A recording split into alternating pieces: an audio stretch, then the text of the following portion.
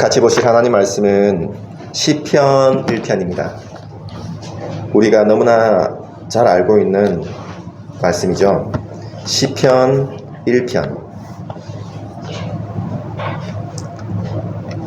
시편 1편 말씀입니다. 찾으셨나요? 네, 찾으셨으면 같이 교독하겠습니다.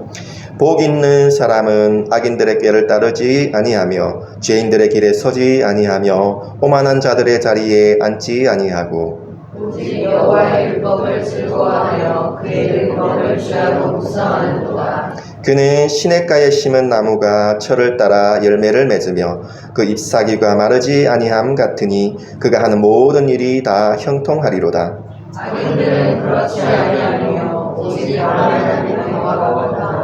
그러므로 악인들은 심판을 견디지 못하며 죄인들이 의인들의 모임에 들지 못하리로다. 의인들의 길은 여호와께서 인정하시나 악인들의 길은 망하리로다. 아멘. 복을 많이 받은 사람이라는 제목으로 함께 은혜를 나누도록 하겠습니다. 시편 1편은 우리가 너무나 잘 알고 있는 시편이고 기독교인들의 가장 사랑을 받는 시편 중에 하나입니다. 시편 23편과 함께 가장 우리가 잘 알고 있는 시편인데 우리 중고등부 학생들도 시편 1편 1절 말씀을 한번 외웠었잖아요. 그죠? 예, 다시 한번 더 외워볼까요? 같이 1절 말씀 시작. 복 있는 사람 악인들의 꾀를 따르지 아니하며 죄인들의 길에 서지 아니하며 오만한 자들의 자리에 앉지 아니하고. 예, 복 있는 사람은 이라는 말씀으로 이렇게 시작되고 있죠. 이게 여기서 복 있는 사람이라는 말은 복을 많이 받은 사람이라는 뜻이죠. 예, 복 있다라는 것은 복을 이미 받았다라는 그런 뜻입니다. 복을 받기 위해서 내가 노력하고 열심을 내는 그런 사람이 아니라 복을 이미 받았다, 복을 많이 받았다라는 그런 의미죠. 그래서 복을 많이 받은 사람은 이라는 그런 의미입니다. 세상 사람들마다 이 복에 대한 기준이 다 다르죠. 어떤 사람들은 돈, 어떤 사람들은 권력, 부귀영화, 명예, 건강, 여러 사람들마다 이렇게 기준들이 다 다릅니다. 그런데 성경의 기준은 정확하게 이 세상의 기준과 같지 않습니다. 성경이 말씀하는 어떤 그런 기준이 있죠. 성경은 복이 이런 것이다. 그래서 복 받은 사람은 이런 사람이다 라고 말씀하고 있는 것이죠. 그럼 여러분들은 세상이 말하는 그런 기준, 사람들이 일반적으로 생각하는 그런 기준을 따르시겠습니까? 아니면 성경 말씀이 말하는 그런 기준, 복이 이것이다, 복된 사람은 이런 사람이다 라는 것을 따르시겠습니까? 당연히 성경의 기준을 따라야겠죠. 그런데 사람들이 많은 경우에 이 세상적인 기준 혹은 내가 생각하는 기준을 따르는 경우가 정말 많죠. 그러니까 우리가 정말 믿어야 돼요. 성경 말씀이 진짜 그러하다라고 믿어야 되는 것이죠. 그래서 성경 말씀이 진짜 복이다. 그래서 이 말씀대로 내가 살아가겠다라고 그렇게 결단을 해야 되는 것이죠. 여러분들은 복을 받은 사람입니까? 아니면 아직까지 복을 받지 못한 사람입니까? 예, 복을 받지 못한 사람이라면 복을 받기 위해서 무슨 노력을 해야 됩니까? 일반적으로 세상 사람들이 생각하는 그런 기준이 그렇죠. 복을 받기 위해서는 내가 이러이러한 노력을 해야 된다. 이것이 세상 사람들의 기준이죠. 복을 받지 못한 사람이라면 하나님께 기도를 해야 됩니다. 하나님, 복을 주십시오. 그리고 복을 받은 사람이라면 복을 받은 사람답게 살아가고 있는지, 과연 내가 복 받은 사람의 모습을 하고 있는지를 스스로 항상 돌아봐야 되는 것이죠.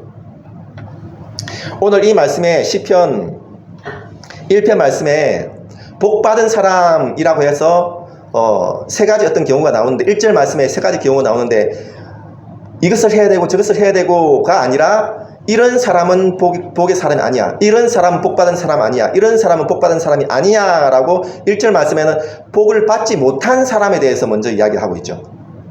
이런 사람은 복을 받은 사람이 아니다. 어떤 사람이죠?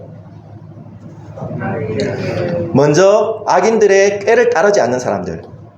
여기서 꾀라는 것은 계략, 어떤 조언 이런 뜻이죠. 그래서 악인들이 조언해 주는 게 있어요. 악인들이 꾀를 내는 게 있어요. 근데 왜 꾀를 내죠?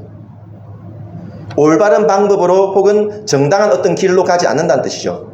꾀를 내어서 어떤 다른 수단과 방법을 가리지 않고 어떤 목적에 이르고 성공에 이른다는 것이죠. 그래서 꾀를 내고 그 꾀를 사용하여서 뭔가를 얻는다는 것이죠. 그런데 복을 받은 사람은 그 악인들의 꾀를 따르지 아니한다 라는 것이 첫 번째 이야기죠. 왜 복을 받은 사람들은 악인들의 꾀를 따르지 않을까요? 나는 이미 복을 받았기 때문이에요. 이미 복을 받았고 그 복이 그 악인들의 꾀 때문에 오히려 상처를 입을까 오히려 더 저어하는 것이죠.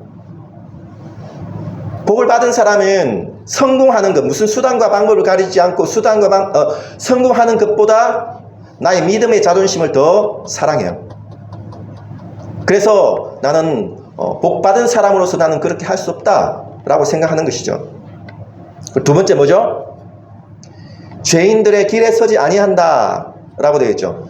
죄인들의 길에 서지 않는다라는 말은 죄인들의 어떤 단순한 어떤 행위를 따르지 않는다는 그런 것이 아니라 우리 삶의 가치관, 우리 삶의 어떤 행위들을 말하죠. 행위의 방향을 말하는 것이죠. 삶의 방향. 그래서 죄인들이 가고자 하는 그 삶의 길로 가지 않는다라는 뜻이죠. 세상에 그 TV나 영화를 보면 죄인이었는데, 악한 사람이었는데 의로운 사람이 되고, 의로운 사람이었는데 죄인이 되고, 악한 사람이 되고, 이런 경우가 정말 많아요. 죄인과 악한 사람과 의인을 막 뒤섞어놔요. 그래서 어떤 사람이 진짜 악한 사람인지, 어떤 사람이 선한 사람인지를 분별할 수 없다라는 것이 어떤 세상 사람들의 그런 어떤 기준이에요. 성경은 절대 그렇게 이야기하지 않아요. 선한 사람의 길이 있고 악한 사람의 길이 있어요. 그래서 의인은 악한 사람의 길을 따르지 않아요. 그 삶의 방향으로 가지 않아요. 이것이 복을 받은 사람의 특징이죠. 그래서 명확하게 선과 악에 대한 기준을 가지고 있어요. 명확하게 선과 악에 대한 기준을 가지고 있고 나도 물론 어떤 잘못된 부분들이 많이 있으나 실패하고 좌절하나 그러나 그 방향이 의로운 방향, 선의 방향, 복을 받은 사람의 방향으로 그 삶을 계속해서 나아가고자 스스로를 돌아본다는 것이죠. 그리고 세 번째는 뭐죠? 오만한 자의 자리에 앉지 않는다라고 되어 있죠. 여기서 오만하다라는 것은 비방한다라는 그런 뜻이죠. 비방하는 자, 비난하는 자, 경멸하고 조롱하는 자 이런 의미가 있어요. 그래서 오만한 자의 자리에 앉지 않는다. 그 오만한 사람들과 비방하고 비난하고 조롱하고 하는 사람들과 함께 그 자리에 앉아서 함께 있지 않는다라는 그런 의미죠.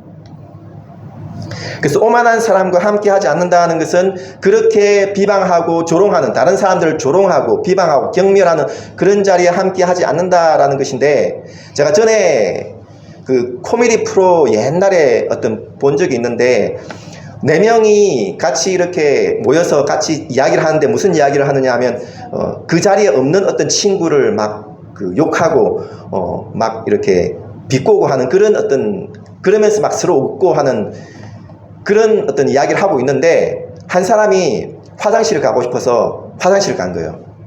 그 없는 사이에 나머지 3사람이 어떻게 해요?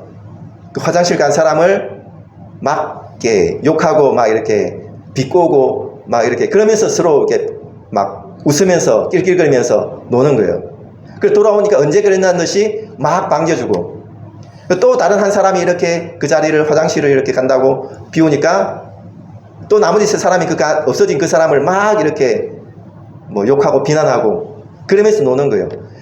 마지막에 세 번째 사람이 갈 때는 어떻게 해요? 눈치를 보죠. 나 얘기할 거야?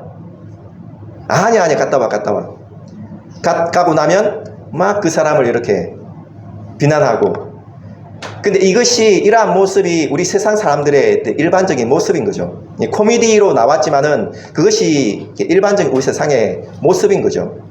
사람들이 대화하고 토론하고 하는데 정확하게 올바르게 토론하고 대화를 하나요? 비꼬고 경멸하고 다른 사람을 낮추고 그래야 내가 높아지는 것 같고, 일반적인 세상 사람들의 어떤 그런 모습인 거죠.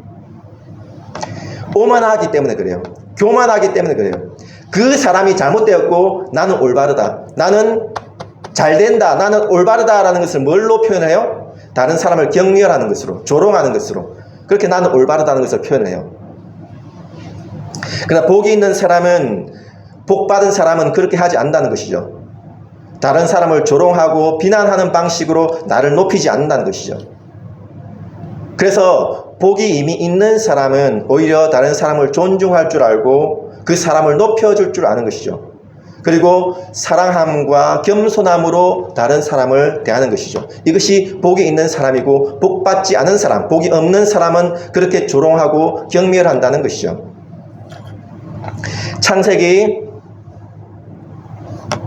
49장 6절 말씀을 같이 한번 읽어보도록 하겠습니다. 같이 시작. 내 호나 그들의 모의에 상관하지 말지어다. 내 영광아 그들의 집회에 참여하지 말지어다. 그들이 그들의 분노대로 사람을 죽이고 그들의 혈기대로 소의 발목 힘줄을 끊었음이로다. 이 창세기 49장 6절 말씀이 시편 1편 1절 말씀과 아주 이렇게 맞닿아 있어요. 복이 없는 사람은 잔꾀를 내고 그 꾀를 가지고 수단과 방법을 가지 아니하며, 또한 선과 악을 분별하지 않고 모호하게 만들고, 그리고 또 다른 사람을 조롱하고 비방하고 비난하고 경멸하고, 이러한 모습이 이렇게 분노하고 사람을 죽이고 혈기대로 소의 발목 힘줄을 자르고, 이것과 맞닿아 있는 것이죠. 예, 분노하는 것, 혈기대로 하는 것, 이것이 복이 없는 사람의 어떤 특징인 거죠. 복이 없는 사람의 특징이 바로 이와 같다라는 것이죠. 복이 있는 사람은 그렇지 않다라는 것이죠. 그러면 복이 있는 사람은 무슨 특징이 있을까요? 어떤 특징이 있을까요? 2절 말씀에 복이 있는 사람은 어떻다고요? 여호와 하나님의 말씀을 즐거워하여서 그 말씀을, 그 율법을 주야로 밤낮으로 묵상한다. 여기서 묵상한다라는 말은 읊조린다라는 말이고, 또 원문상으로는 어떤 의미가 있냐면, 고양이나 어떤 짐승들이 맛있는 음식을 먹을 때 그 갸르릉 거리면서 막 먹는 걸 혹시 본 적 있어요? 예, 그 으르릉거리면서 갸르릉 거리면서 막 맛있는 음식을 먹을 때 좋아서 막 이렇게 갸르릉 거려요. 그것처럼 이렇게 그 말씀을 먹는다는 그런 의미예요. 맛있는 음식을 먹을 때 막 리액션이 좋은 사람들 있잖아요. 눈이 동그래지고 맛있다고 막 이렇게 감탄하고 막 그런 사람 있잖아요. 그런 사람 볼 때 더 사주고 싶죠. 더 먹이고 싶고, 이런 마음이 있지 않나요? 그와 마찬가지로 하나님의 말씀을 먹을 때에 갸르릉거리면서 으르릉거리면서 정말 맛있다고 그렇게 먹는 모습, 정말 사랑하고 즐거워하여서 그 말씀을 먹는 것, 이것이 복 있는 사람의 특징이라는 거죠. 이 특징이 여러분들 정말 믿어지십니까? 정말 이런 사람이 복이 있다라고 생각되어지십니까? 아니면 세상 사람들의 어떤 기준이 복이 있다라고 생각되어지십니까? 이것이 복의 기준처럼 보이지 않잖아요, 우리가 보통 볼 때. 그러나 이것을 정말로 믿으셔야 됩니다. 이것을 우리의 삶의 정말 기준으로 삼으셔야 됩니다. 말씀을 맛있게 먹고 갸르릉거리면서 먹고 하는 이 사람이 진짜 복 있는 사람이야 라는 것을 정말로 믿으셔야 됩니다. 그래서 그렇게 복 있는 사람이 말씀을 즐거워하여서 묵상하고 맛있게 먹는 그런 사람이 어떤 복이 있죠? 어떤 특징, 어떤 일들이 나타나죠? 그런 사람은 마치 시냇가에 심은 나무와 같다라고 말씀하죠. 시냇가에 심은 나무가 어떤 특징이 있죠? 시냇가에 심은 나무는 계속해서 공급을 받아요. 그 원천으로부터 계속해서 공급을 받아요. 그래서 잎이 마르지 않고 때를 따라서 열매를 맺어요. 그런데 우리는 보통 어디에 집중을 하느냐 하면 때를 따라 열매를 많이 맺는 것에 집중을 많이 하죠. 그런데 때를 따라 열매를 많이 맺는 것보다 더 중요한 것은 뭐냐면 계속해서 공급받는다는 사실이에요. 계속해서 공급받는다는 이것이 결국에 열매로 나타나는 거예요. 계속해서 공급받는 이것이 정말 중요해요. 계속해서 공급받다 보니까 어떤 일이 벌어져요? 형통한 삶이 돼요. 이 형통이라는 것은 항상 공급받기 때문에 결과적으로 형통하다는 거죠. 모든 일에 형통해요. 모든 일에. 요셉, 형통의 대표 인물이 요셉이에요.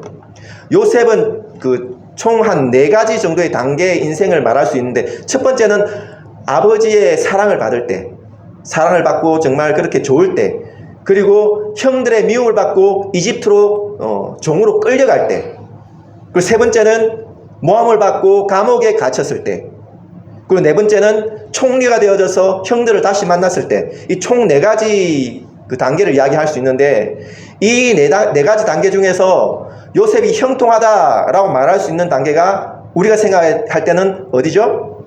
아버지의 사랑을 받을 때와 이집트 총리가 되었을 때, 그때가 형통하다라고 생각하잖아요. 근데 성경이 형통하다라고 표현한 때는 어느 때냐면, 형의 미움을 받고 이집트로 팔려가 종이 되었을 때, 그리고 오히려 모함을 받아서 감옥에 갇혔을 때, 그때 오히려 형통하였다라는 표현을 써요. 그러니까 모든 상황이 형통하였다. 즉 하나님께서 함께 하여 주셨기 때문에 형통하였다라는 것이 성경의 증언이죠. 그럼 형통이라는 것은 결국에는 하나님으로부터 계속해서 공급받는 상태를 의미해요. 계속해서 공급받기 때문에 언제나 어디서나 감옥 안에서도 형통하다는 것이죠.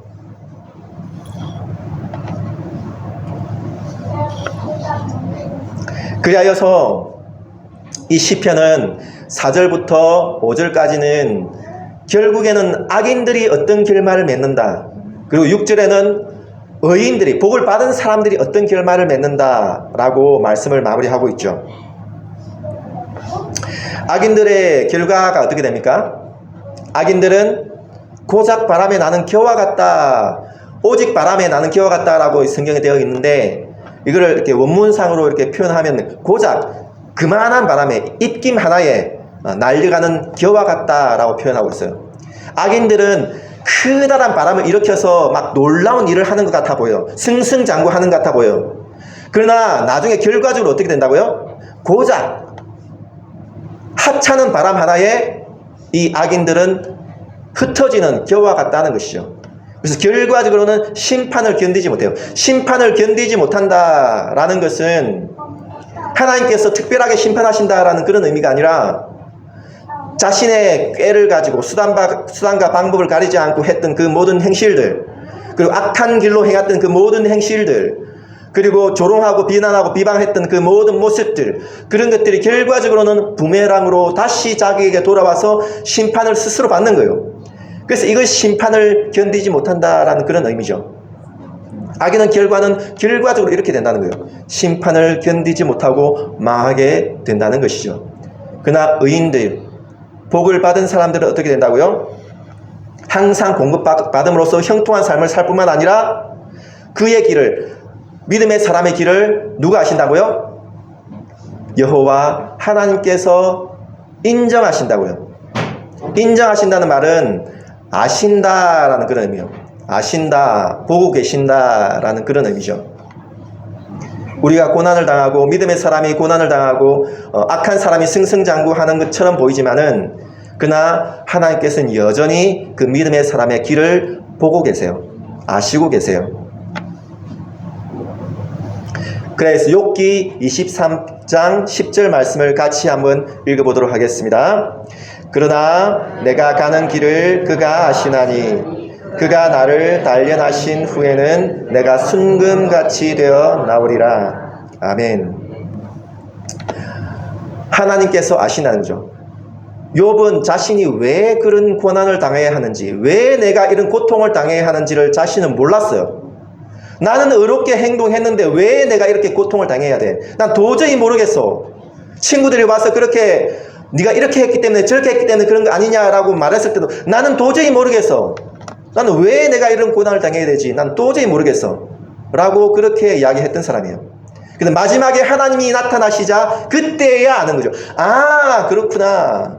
내가 이렇게 고난받고 이렇게 고통당하는 것도 결국에는 하나님의 어떤 선하신 뜻 가운데 있는 것이구나. 나는 정말 초라한 이것밖에 안 되는구나. 하나님이 정말 모든 것을 아시고 계시고 모든 것을 인도하고 계셨구나 라는 것을 알게 되는 것이죠. 요셉도 마찬가지예요. 그래서 요셉도 내가 왜 이렇게 고난을 당해야 되나? 내가 왜 이렇게 모함 당하고 감옥에 갇혀야 되나? 내가 왜 이렇게 생고생을 해야 되나? 몰랐어요. 깨닫지 못했어요. 그러나 그가 총리가 돼서 다시 형제들을 만나게 되었을 때 그때야 아는 거죠. 아, 하나님이 나를 이때를 위하여서 나를 고생시키셨구나. 그렇게 아는 거죠. 하나님은 알고 계신 거죠. 다 보고 계신 것이죠. 그러므로 우리에게 있어서 진정한 복이란 무엇입니까? 세상의 기준을 따르시겠습니까? 성경의 기준을 따르시겠습니까?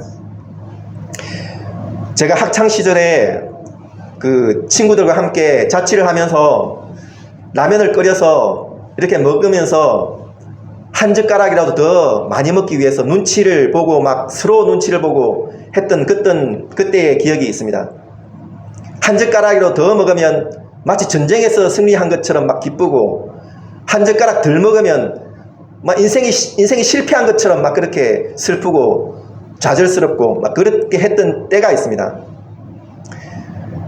지금은 왜 그렇게 했는지 이해를 못하죠. 왜 그때 그렇게 그랬을까? 근데 그때는 그것이 가장 중요했어요.